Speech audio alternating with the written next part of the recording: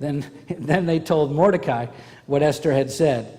And then Mordecai told them to reply to Esther, "Do not think to yourself that in the king's palace you will escape any more than all the other Jews.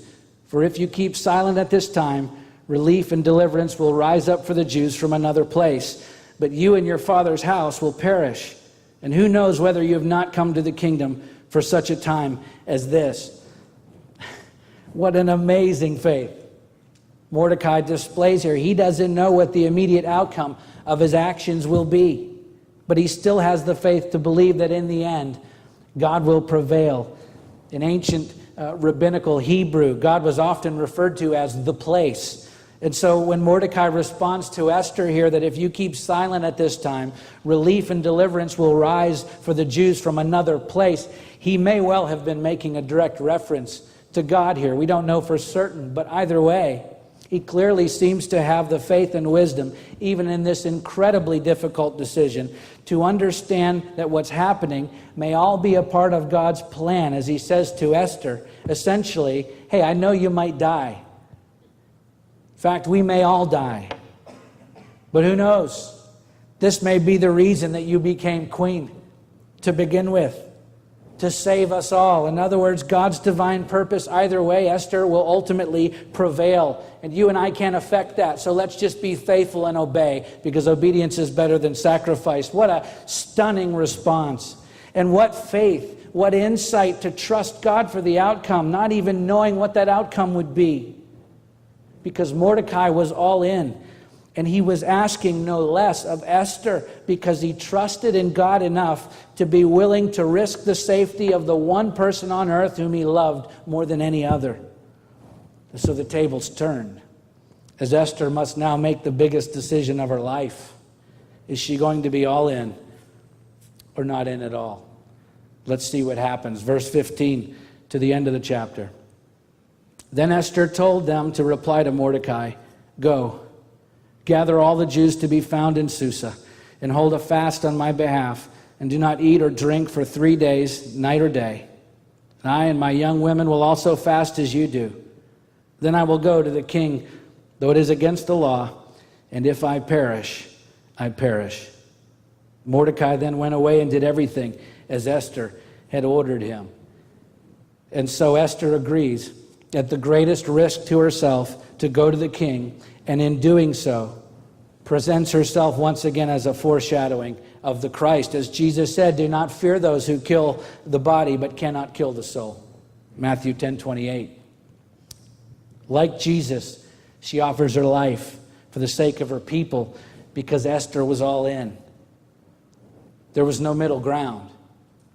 It was all or nothing. In fact, when Esther says, "And if I perish, I perish," interestingly, if you look at the Hebrew construction of that phrase, the Hebrew word asher carries more of a sense of when than it does "and if," meaning Esther was resolved to go to the king and was probably believing that she was going to her death. It's clear that even if it meant her own life, Esther was all in. She left no room for doubt in answering Mordecai's request. And I wonder, how would we answer given similar circumstances? If following God cost you your life, are you still all in? And the key to being able to answer yes to this, and really to all of these questions, is found in Mordecai's assertion to Esther in verse 14, when he asks her, "Who knows whether you've not come to the kingdom for such a time as this?" In other words, stop looking at your immediate circumstances, as dire as they may seem, and focus instead on the big picture. God has a plan, and you're a part of it. But in order to fulfill your part in that plan, you have to be all in. There is no middle ground. Even if your entire life is hanging in the balance, do we have the courage and resolve to say, "If I perish, I perish, because I am all in"? We're going to have to. If we've any hope of influencing the culture around us rather than trying to imitate the culture around us. We're going to have to be all in if we've any hope of saving others who are lost in this world by snatching them out of the fire. We're going to have to be all in if we've any hope of seeing the next generation in the church boldly proclaim the gospel instead of compromising it for the sake of popularity. Because if there's no conviction, no passion, no power in us to stand up and say, if I perish, I perish, I am all in. If we don't have that kind of commitment and resolve, is it any wonder that an entire generation is walking out on the church? Because in many cases, the church in America has become half-hearted, half-committed, unresolved, and ineffective. But I'm telling you, Jesus didn't die for a half-hearted, half-committed, unresolved, and ineffective church. And whether we ever experience life-threatening persecution in our lifetime or not, we are all called to give up everything, our very lives, and follow Jesus Christ, which is exactly what the next generation needs to see in us. Remember, Jesus said, any of you who does not renounce all that he has cannot be my disciple. It's what the Apostle Paul was expressing when he said, I do not accept my life, or I do not account my life of any value, nor as precious to myself, if only I may finish my course in the ministry that I received from the Lord Jesus to testify to the gospel of the grace of God. Acts 20:24. How many of us can say that about ourselves? I do not account my life of any value, nor as precious to myself, if only I may finish my course and the ministry that I've received. You see, when Esther said, if I perish, I perish, in effect, she was saying, I do not account my life of any value, nor as precious to myself, if only I may finish my course, the ministry that I received.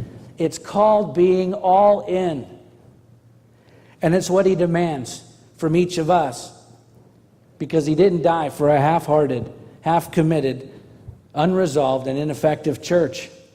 No, he's looking for men and women who have counted the cost, fully understanding what they're signing up for, and without any hesitation are ready to say, yes, I am all in.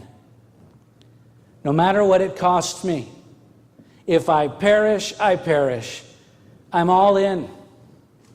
Because at the end of the day, it's an all or nothing proposition.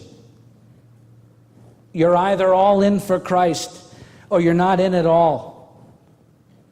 There is no middle ground.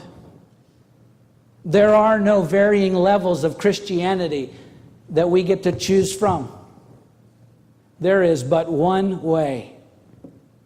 There is one way to follow Jesus Christ. That's all in. Let's pray.